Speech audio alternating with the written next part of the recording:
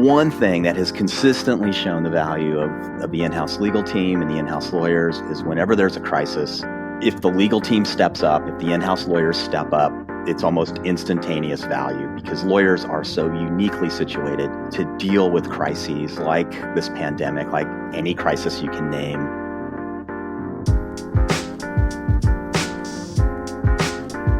I'm Chad Main, the founder of legal services provider Percipient, and this is a pandemic edition of Technically Legal, a podcast about legal technology and innovation in the legal industry.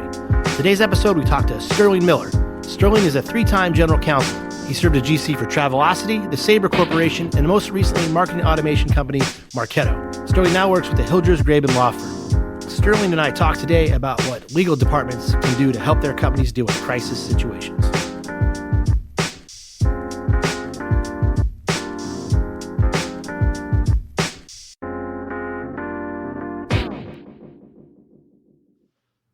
So this isn't Sterling's first rodeo with the crisis. When 9/11 hit, he was working in the Travelocity legal department and helped with the company's response to the tragedy. I've been wanting to get Sterling on the podcast for a long time now for a few reasons, not the least of which is that he writes what I think is one of the best legal-related blogs out there, 10 Things You Need to Know as In-House Counsel. I highly encourage you to check out his blog, and I will put a link to it on the episode page at tlpodcast.com. In response to the COVID-19 situation, Sterling just wrote yet another great piece on what legal departments can do to help out in crisis and pandemic situations. So I reached out to him to get him on the podcast, and thankfully, he graciously agreed to join us. However, blogs aren't the only thing that Sterling writes. So most people presumably are going to tune into this podcast because we're going to offer some advice, some tips, some suggestions that legal teams can implement and think about during this kind of crisis, this time of crisis, but crisis in general. But what I don't think people are going to expect is that we got some bonus content, because before we get into that nitty gritty, I wanted to talk to you about your book, The Slow Cooker Savant, because this is something people are staying at home. People are staying at home. They got to cook. So this is a great book. I love the intro. You should buy it just for the intro alone. But you started writing this book because your daughter wanted you to write down recipes, right? That is correct. Yes. We have been using it, I have to say, over the last week. We have used it, that book and the slow cooker, probably 3 or 4 times already. So yes, it's perfect for crisis situations like this. And that is exactly right. My daughter was graduating from college, and I had become, I guess, very adept at cooking with a slow cooker. And our daughters and my wife really enjoyed what I cooked. And she asked if I could put some of the recipes together. And I started doing that. And I said, well, wow, I have enough for a book. And I've never written a cookbook before, just figured out how to do it. And it turned out actually to be incredibly popular, Chad. I've been very surprised at the reaction and emails and notes that I get from people about the book. And they do zero in on the introduction, the history of the slow cooker, and my own history of cooking. So I found that to be very pleasing that people enjoyed it, and especially certainly the food. The recipes are all, even if I'll brag on myself, they're all really good. So, and there's 52. So if we're in this shelter in place mode for a year, you got 52 recipes. There's one for every week. Yes, that's exactly right. Where can people find the book? And by the way, I will put a link to the information about the book on the episode page for this. But where can people find it? Oh, it's on Amazon.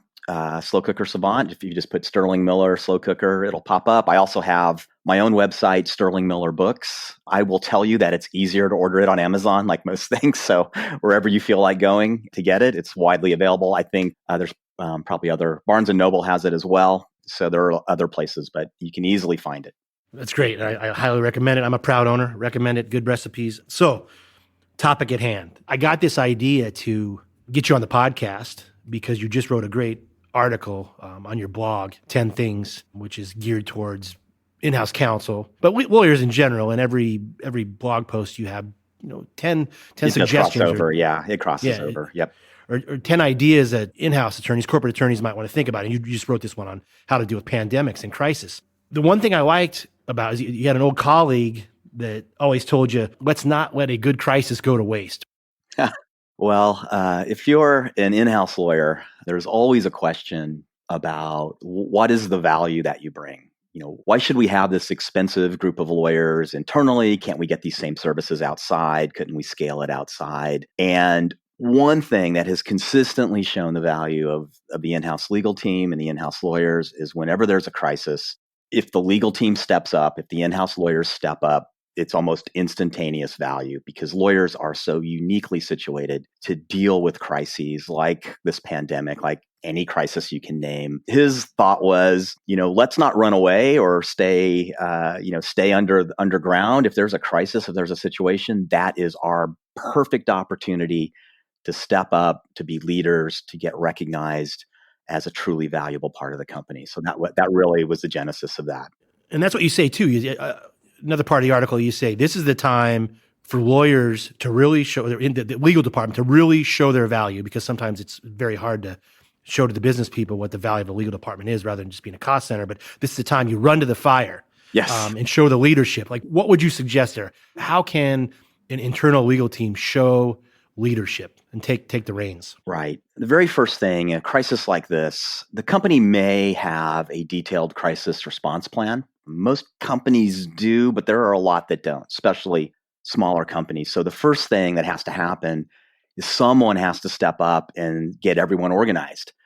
Get the calls organized, the meetings organized, figure out who needs to attend, make sure that things are being assigned, that things are being followed up on. And it's probably not a job you want the CEO to handle, though they're probably capable. And certainly the CFO is capable. But again, is that really the highest and best use of your head of finance? The legal team, again, just because of our training and our skill set, organizing, running, making sure things get done, following up. That's what we do every day. So a situation like this is just perfect for the legal team to raise its hand and say, hey, we'll run this. We'll be in charge. And generally what I have found over time is that people are looking for that. They want someone who will say, I'll run this. I'll take care of this. I'll be the one making sure it all gets done. And there's kind of a sigh of relief because everyone's happy to do their bit, but that overall leadership can feel really heavy on most people's shoulders, and they're very happy when lawyers step up and say, we'll run it. And if there is someone who's running it, then the next thing you would do is just be the best lieutenant that you can be. What can I do to help? What can I take off your plate? What can I take care of? What can I manage? Where can I help? Again, something that people are just internally grateful for when they hear someone say that, versus in a lot of crises and a lot of hard situations, people are kind of hunkered down. They're dealing with their little area, but they're not necessarily looking to take on anything more. This is perfect for the legal team. And you say too that get involved, kind of take that leadership role, but you say legal should be in charge of keeping the written record of the company's plans and response, and also be very active in communications. Yes. How do you suggest keeping that written record? What are you referring to there? So there are two things. Most crisis situations, there are plans that are put into place. There are tasks that are assigned. There are reports that are generated. How are we doing? How is this part going? And my experience is that lawyers are far better at writing and keeping those records than just about any other part of the company. And one of the biggest values that we add in that type of record keeping is we have this will date me if you ever watched the old TV show Dragnet or listen to the radio program Dragnet, just the facts. Joe Friday said, just the facts. And what a lot of people tend to miss when they're in charge of writing is they speculate, they use hyperbole. And later on, if there's ever a problem or an investigation or litigation, they'll start to say, well, that's not really what I meant. That's not what I meant to say. And by then it's too late. It's very difficult down the road to go back and try to fix something that was written in the heat of the moment. So having your lawyers be the ones as the scriveners, as the keeper of the records of what the company did, when it did it, who did what, in a very matter-of-fact manner is, again, a skill that the lawyers are probably uniquely situated to bring to the table. The second reason why you want to do it is a lot of those documents potentially could be privileged. They could be for the purpose of providing legal advice. And you certainly want the lawyers writing those to be involved in those and ensuring that, again, assuming all the prongs are met, that those records are subject to privilege and would not be turned over to any third parties in the event of litigation or investigation. And one thing I can tell you is that after any crisis situation, certainly of the scale that we're seeing here, there will be two things that will happen when it's over. The government will continue to tax, and someone's going to get sued. So if you know that latter one is going to happen, you might as well start preparing for how do we best protect the company at this given point in time. So that is why, in my opinion, you would want the legal team just in charge of keeping the records. The other thing you mentioned too is, and you already alluded to it, lawyers generally are good writers, so they should be involved in the communications. And is that because, obviously they're effective communicators, but to this strategic advice? Yes. So part two is the company's going to want to communicate out, right? Either internally to its employees, shareholders, board, and then externally to customers, potentially the media, whoever outside of the company may be asking questions about what you're doing and why are you doing it and how are you doing it. Those are all potential pitfalls, right? There are places where if the wrong thing is written, the wrong thing is sent out, it could either damage the reputation of the company, it could be misinterpreted, taken wrong, or it could be used as fodder in litigation. Lawyers, once again, are really good at spotting those types of issues. And in my experience at multiple companies, there's probably some resistance to that initially because they think, well, you're going to lawyerize everything. It's going to be written. Yeah, I was just about to ask that. It's going to be written like Old English from Henry VIII. And what I have found is actually most of the lawyers are very good at writing at a much simpler level, at a cleaner level, at a clearer level, because say, for example, you're a litigator.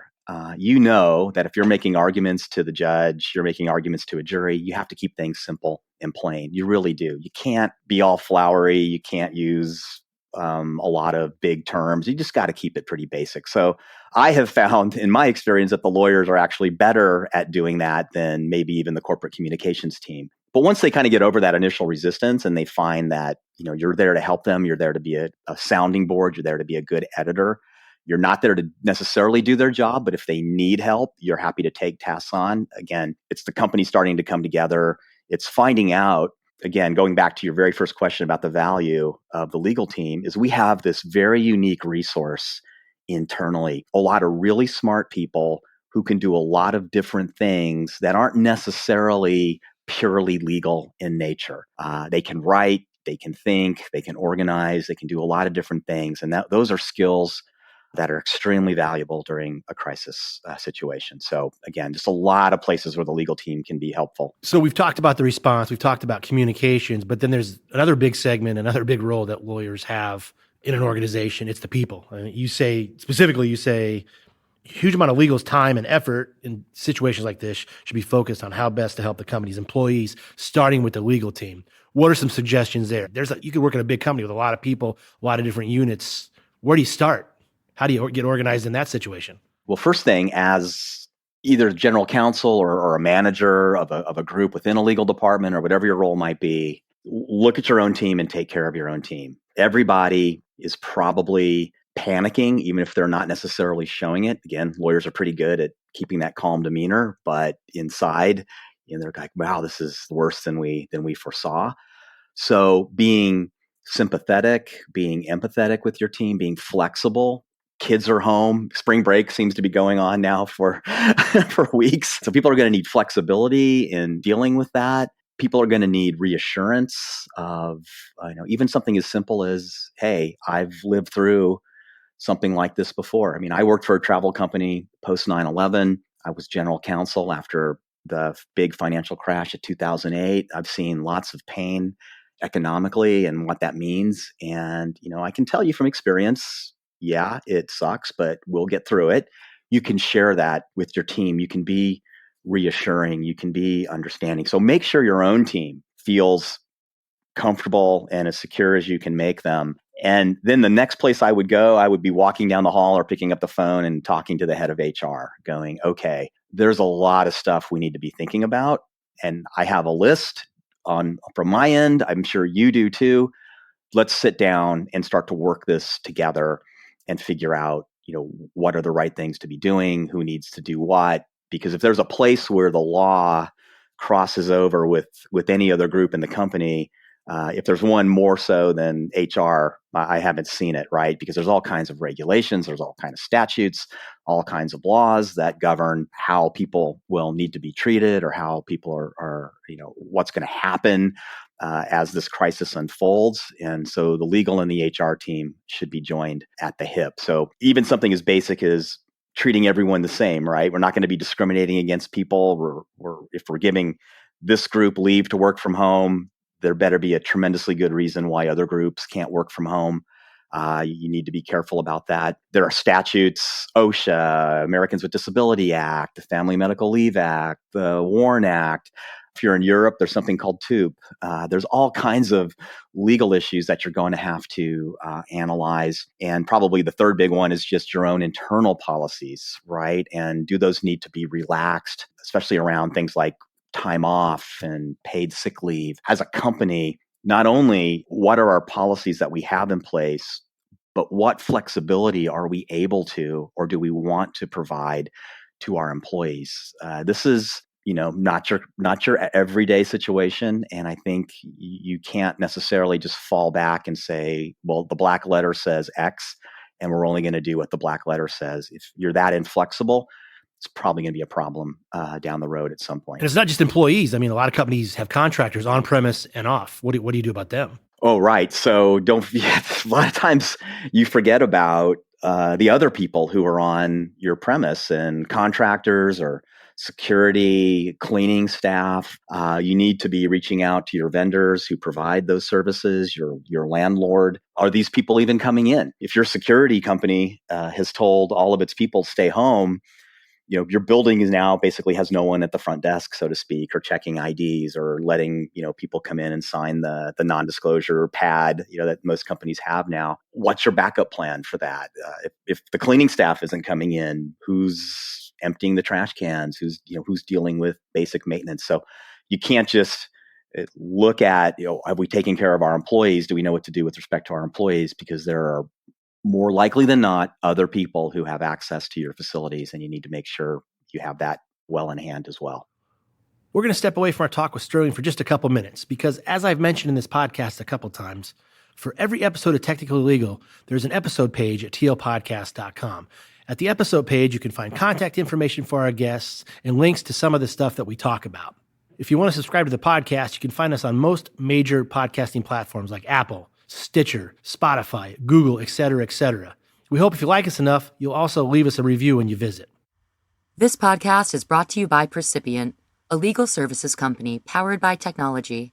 Percipient helps legal teams tackle legal operations, electronic document review, and process automation.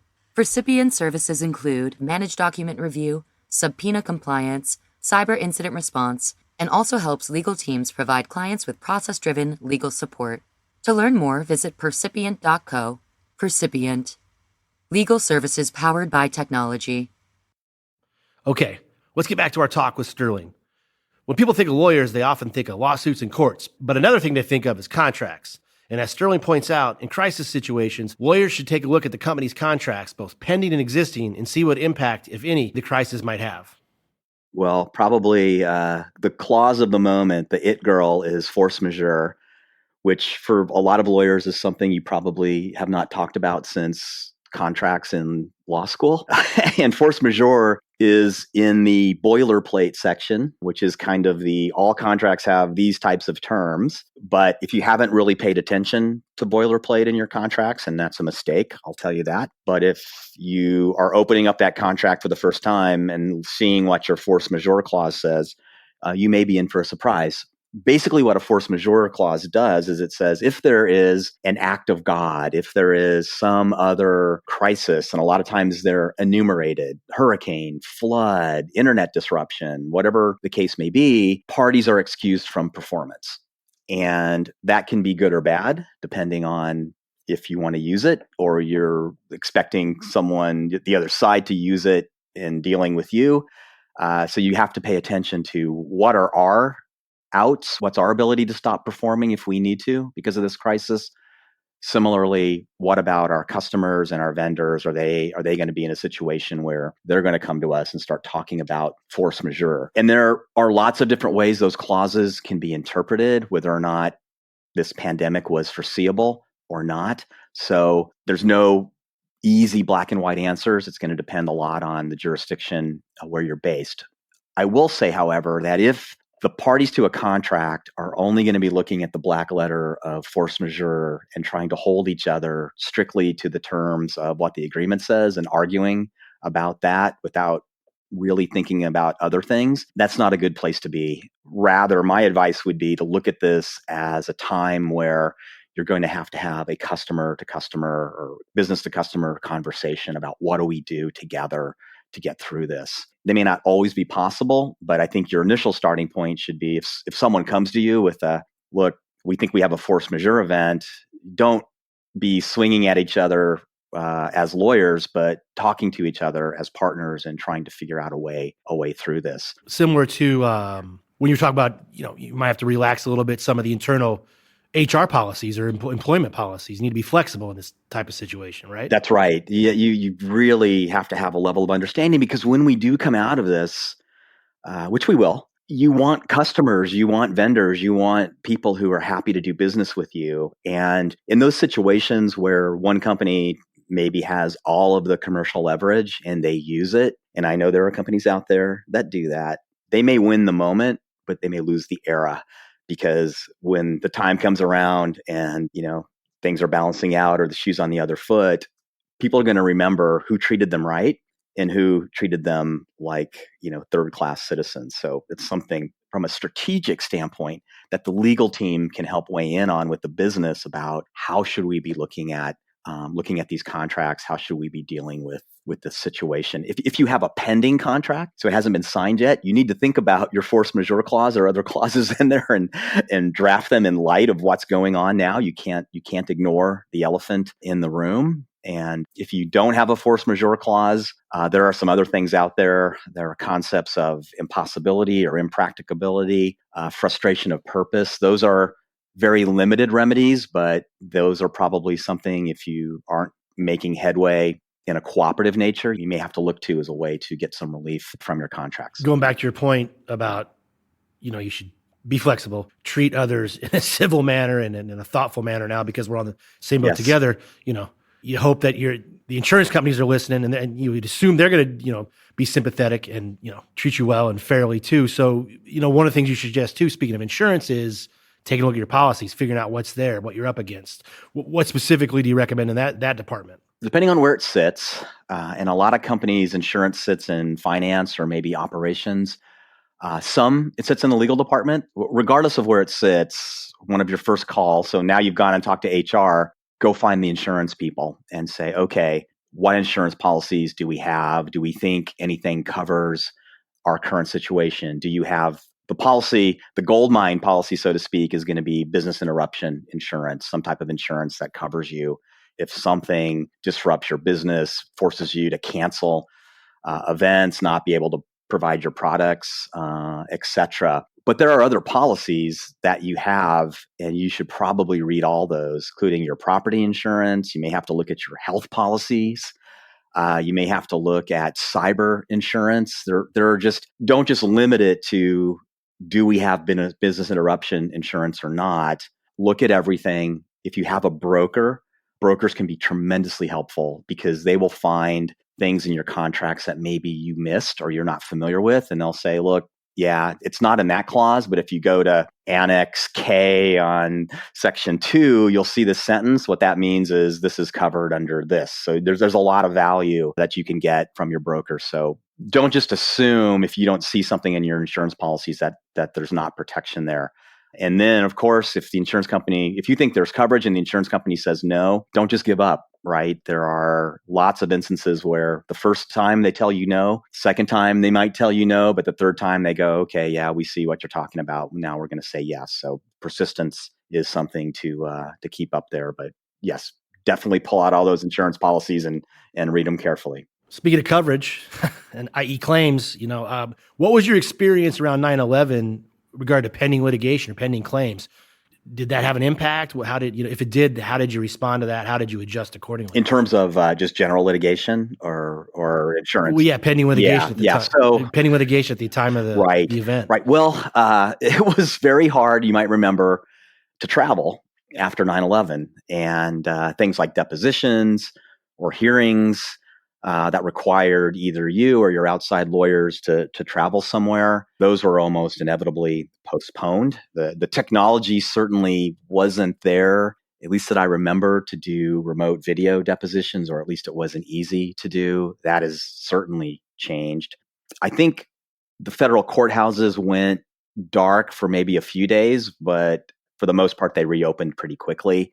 This is a little different because you're dealing with a situation where contact, human to human contact, is actually part of the problem, or part of the that would enhance the problem. So I think what you're going to see here, if you are in litigation, is things are just going to get delayed. And I've already seen that with our firm. Is matters are just hearings have been canceled, depositions have been postponed. Anything you can do that's just filing, fine. But if it requires attendance, or requires parties to get together to do something in person, or even something as much as getting jurors together here in Dallas, all jury trials have been postponed for, I think, at least 30 days, probably longer, because you don't want to get even the jury pool together, let alone 12 people in a box, in a highly confined environment. So you're going to have to work around those things. And if you're thinking of filing a lawsuit, if you have a statute of limitations issue, you probably want to get it on file, but you just need to understand that it's going to take longer just to get that case moving, longer than normal. So it's going to be very disruptive for litigation and for lawsuits. And then again, as I mentioned earlier, once we're done with this, I expect there to be lots of litigation coming out of how companies handled things in light of the pandemic. Someone will find a way to get a lawsuit on file against companies for doing or failing to do whatever. And that's unfortunate, but it's going to happen. So that's just the way it is.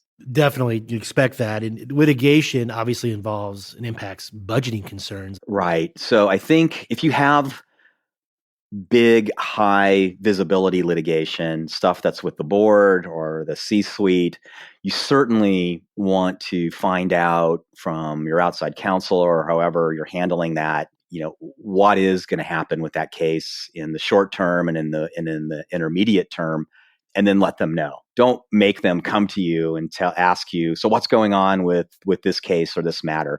Anticipate that you're going to get those questions, and just go ahead and set a meeting or prepare a note saying, hey, we're going to update everyone on the litigation. It's going to take us, a week or so to get all the information. So just sit tight. We'll let you know what's going on with everything. Just be proactive about stuff like that. With your finance team, I think it's going to be a couple things. It's probably going to be, look, in the immediate term, we're probably going to have less cost related to litigation because things are going to grind to a halt or slow down. So maybe we forecasted $10,000 this month. It's probably going to be half of that or less, just because we're not going to go forward with the depositions or the hearings or whatever. But that's just a temporary bubble, because once you come out, let's say 45 days from now, all that stuff's going to start coming back, and the case will have to be picked up. And the downside of a pause like this is, no matter how good your outside lawyers are, how much they are sensitive to the cost and the budget, if you walk away from something for 45 days and then now that case is moving again, you're going to have to spend some time getting back up to speed. So there's going to be not only a delayed cost, but I predict there's going to be a little bit of a bubble cost where counsel's just going to have to get familiar with the matter or the deal, the M&A deal, or whatever it is that's been postponed. You're going to see people they just can't maintain that edge for 45 or 60 days and then just jump right back in. So expect maybe to have a little bit higher costs even in that initial month or so of things getting back in gear. As I closed out my talk with Sterling, I asked him to expand on something that he pointed out in his article on pandemics and corporate legal departments. What he said is, legal departments should take the lead on ensuring there are clear procedures and guidelines for employees to work remotely. What you want to make sure about, I think, with employees, especially new employees who are working from home, is, do you have a remote work policy, a written policy that says things like, you will use a virtual private network, a VPN, when you're connecting into the company systems. You will ensure that any hard copies of company documents are secured, right? Because unlikely as it might be, you want people to be thinking about the security of documents. And if you're done with something, either you shred it. So a lot of people have a home shredder, but what you don't do, you don't just toss it in the recycle bin at home or the trash, because that is highly improper and certainly not highly secure. Have you turned on multi-factor authentication? So sounds like a big word, but basically this is when you log in, you get that text to your email with a second code that says, I'm going to enter, you have to enter this 6-digit number so you can log into your email or whatever the company system is.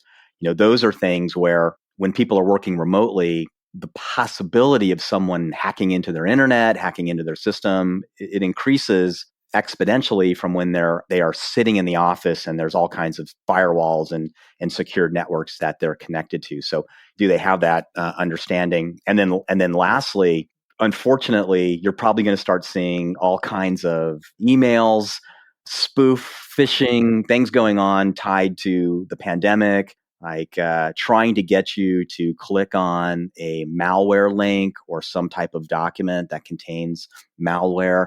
You have to educate your employees on the basics of good hygiene in terms of document security, internet security, anti-phishing practices, anti-malware practices. So are your antivirus software, is that up to date? Do people understand what a phishing email looks like and who to call if they're not sure? Don't click on those links, call IT. So there's just a ton of stuff that you have to be thinking about when you have virtually all of your workforce now working at home versus, maybe 20% on any given day.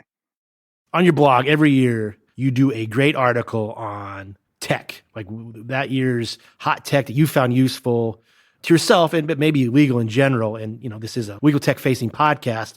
So I wanted to talk to you while we're on the topic about this remote work of things you suggest that companies and employees have to make their life easier. Your law firm works well remotely. What types of stuff do you recommend providing to employees to get the work done? We have Microsoft Teams, which allows all of us to collaborate on files with documents. All the documents in Teams are available through SharePoint. It all blends seamlessly. You can set up conference calls using either your phone or voice over IP, which is what I'm doing now, actually. It works very easily. That technology has improved greatly. We also use something called freeconferencecall.com. The name is 100% perfectly descriptive. And I did mention this, I think, in one of my tech blogs in past years. It's a service where you can set up conference calls globally. They have dial-in numbers or voice over IP links for just about every country in the world. You can have hundreds of people join in. You can share screens. You can do video conferencing, and it's all free. There are free versions of Zoom. There's Skype. There's lots of things. If you need to have a video call, can't do a meeting in person, but you want to be able to look at people or at least get your team together where you can kind of do that Brady. If you've ever done this, there's the Brady Bunch box, I call it. There's 3x3 row of videos. So, that's really reassuring sometimes that people can actually see each other. It's because a lot of people use Slack, which is similar to Teams. Again, a great product. We use that at Marketo, loved it. So there's a lot of ways that you can stay connected throughout the day and stay in tune with each other through technology that 5 years ago were either really crummy or didn't exist. That barrier has been broken, and the stuff that's available now is really, really good. Even the free stuff is really, really good. You talked about the collaboration software, Microsoft Teams, Slack. And again, to the listeners, I'll put links to the stuff we're talking about on the episode page. Because we collaborate remotely now, but even when you're in the office setting, on the same documents and same stuff, legal departments and law firms should definitely have document management systems. Yes. Don't you agree with that? Oh, absolutely. The last thing you want to have happen is I can't access my documents because they're on my computer that's in the office back at work. So having some type of web-based document management tool, be it, we've used NetDocs at our firm. iManage is another tool. You can use Box, you can use Dropbox. They have enterprise versions versus just the free versions. All of those have multiple factor authentication, other security levels, so they're pretty tested. But having the ability to go get your documents that you need wherever you are, from your phone, from your laptop, from your iPad, is almost table stakes these days. And if law firms haven't done that, boy, you're absolutely right, Chad. They are truly a little bit of Fred Flintstone in a George Jetson world. And I would say, that this may be the motivating factor for them to change that. The other thing you can do, and I have this on a couple of my computers, is where the ability where you can log in remotely to either a desktop PC or another laptop. Log me in or something. Yeah, log me in. I use TeamViewer with my mom in Nebraska. I'm her tech support. So if she has a problem, we log on with that. I've also used the free the Google version for that. I think just about everyone has a version. So not all is lost as long as that is activated on the computer you're trying to access. So even if you don't have one of these more fulsome document management tools, there are other ways to do it. So, but absolutely critical that law firms have something like that in-house and outside. Sterling, appreciate your time. Good information. I think is very helpful. How can people get a hold of you? They can reach me at the firm. It's smiller@hilgersgraben.com. Can also find me on my blog. There's emails there as well. That's 10 things you need to know as in-house counsel. Or if you just Google Sterling Miller, I'm sure, sadly, there'll be an old photo of me pops up with some type of contact information. So, or LinkedIn too. I love to connect with people on LinkedIn. So feel free to send me an invite.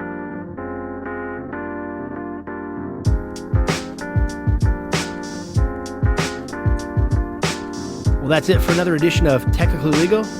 We appreciate you listening. If you want to subscribe, you can check us out on most major podcast platforms. If you want to get a hold of me, you can email me at cmain@precipient.co or catch me on LinkedIn or Twitter. Stay safe out there, and until next time, this has been Technically Legal.